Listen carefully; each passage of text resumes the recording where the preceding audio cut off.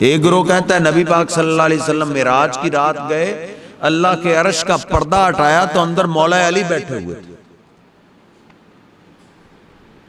یعنی وہی علی زمین پہ ہو تو علی ہوتا ہے، عرش پہ چلا جائے تو اللہ بن جائے۔ تو یہ عیسائیوں کا آپ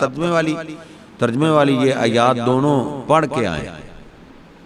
چھٹے سپارے کے سیکنڈ لاسٹ رکوع میں، اس کا جو ہے نا سیکنڈ لاسٹ صفحہ بھی سیکنڈ لاسٹ ہے، اور اس کے تقریباً نیچے سے آپ 2-3 لائنیں چھوڑیں گے تو اوپر یہ دونوں آیات اکٹھی اللہ نے ذکر کہ عیسائیوں نے، وہ لوگ کافر ہو گئے جنہوں نے کہا عیسیٰ اللہ۔ تو آج کوئی علی کو اللہ بناتا ہے، کوئی محمد کریم صلی اللہ علیہ وسلم کو اللہ بناتا ہے۔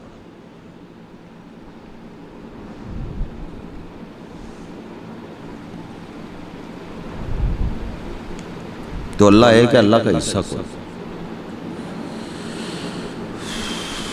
آج کے لوگ تو انہوں نے تو پھر بھی نبی صلی اللہ علیہ وسلم کو اللہ بنانے کی کوشش کی، آج کے پاکستانی بابوں کو کہتے ہیں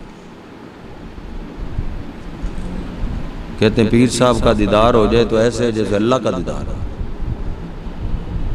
پیر کو دیکھ لیا تو اللہ کو دیکھ لیا۔ تو یہ بہت بڑا کفریہ جملہ ہے۔ تو اس کا مطلب یہ نہیں کہ آپ کسی کو دعوت دیں تو ان کو یہ بولیں کہ آپ تو کافر ہو گئے، نہیں، دعوت حکمت کے ساتھ، دنائی کے ساتھ دینی ہے۔ ان کو آپ سمجھائیں، قرآن پاک ترجمے، ان کا ترجمہ کہیں، آپ ترجمہ والا قرآن لے کے آئیں